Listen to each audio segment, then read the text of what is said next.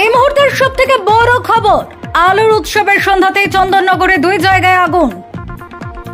দীপাবলির সন্ধ্যাতেই চন্দননগরে দুই স্থানে লাগলো আগুন চাঞ্চল্য এলাকায়। প্রথম ঘটনাটি ঘটে বড়বাজারের অমরেশ অ্যাপার্টমেন্টে। জানা গিয়েছে একটি ফ্ল্যাটে আচমকাই আগুন লাগে। ঘটনায় এক বৃদ্ধ ফ্ল্যাটের ভিতরে আটকে পড়েন। স্থানীয়দের তৎপরতা এবং পুলিশের সহযোগিতায় তাকে উদ্ধার করা হয়। পরে দমকল বাহিনী এসে আগুন সম্পূর্ণ নিয়ন্ত্রণে আনে। এর কিছুক্ষণ পরেই দ্বিতীয় ঘটনাটি ঘটে তালপুকুর এলাকায় একটি চায়ের দোকানে। সেখানে আগুনের তীব্রতা দ্রুত বাড়তে থাকে এবং মুহূর্তের মধ্যে দোকানটি ভস্মীভূত হয়ে যায়। খবর পেয়ে ফায়ার ব্রিগেড ঘটনাস্থলে পৌঁছে আগুন নিয়ন্ত্রণে আনে।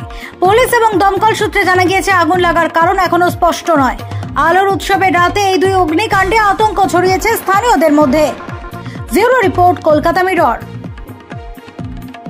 বড়বাজার অমরেশ অ্যাপার্টমেন্টে একটা ফ্ল্যাটে একজন থাকেন বয়স্ক মানুষ। তিনি পুজোর পরে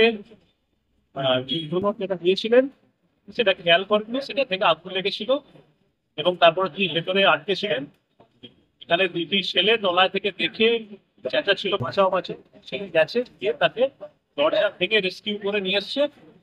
সামান্য আহত হয়েছে এবং দমকল খুব তাড়াতাড়ি চলে এসছে, আগুন নিয়ন্ত্রণে আছে এবং পরিস্থিতি স্বাভাবিক। আপনার নাম? শুভজিৎ সাউ।